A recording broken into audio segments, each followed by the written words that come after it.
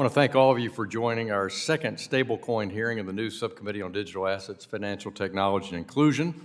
And although this is only the second Stablecoin hearing for the subcommittee, member-level conversations have been going on since 2021, and the committee has worked significantly with our members on both sides of the aisle and with the President's Working Group report on stablecoins. From those hearings, both sides of the aisle discussed key guideposts for effective regulatory framework for payment stablecoins, which were incorporated into the stablecoin proposal in the last Congress and the two proposals noticed for today's hearing. For example, Undersecretary Lang made clear that any regulatory framework for stablecoins must have strict requirements in place around reserves and capital to guard against potential runs. So we included those requirements in both of the proposals. The Undersecretary also made it clear that disclosures and attestations are critical for creating an enhanced transparency among stablecoin issuers, and those were included as well. To echo the Undersecretary and the title of today's hearing, we want for payment stablecoins to be used as a payment mechanism, which they're really not today. And also the only way we can do that is by passing the appropriate regulatory framework legislation. In 2022, we made extensive progress on bipartisan stablecoin legislation, and we've continued to build on those efforts by taking feedback from members and stakeholders, and the legislation noticed today reflects that feedback. There are many ways, clearly many ways, where members have different views, and you can see that from the two proposals.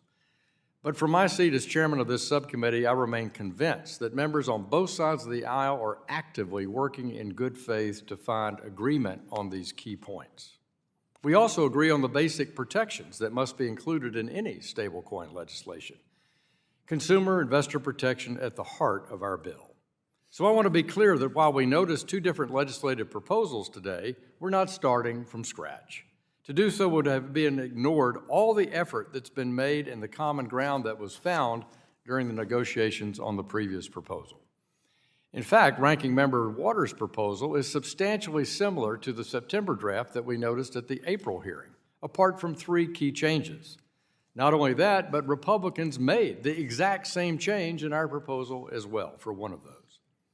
And so while there's still work to be done and we should use today's hearing to discuss those key areas, I want to emphasize that the similarities between the two proposals are strong, and that's why we're not that far apart. Without action from Congress, however, offshore and opaque projects will continue to thrive, and stablecoin issuers will not feel confident to seek opportunities in the United States.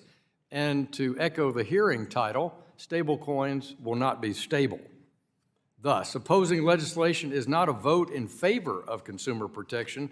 Rather, it's a vote for putting consumers at risk by allowing a regulatory environment that pushes stablecoins further away from an appropriate U.S. regulatory oversight. We have the power to reverse this trend and submit the U.S. as the leading place for safe payments innovation.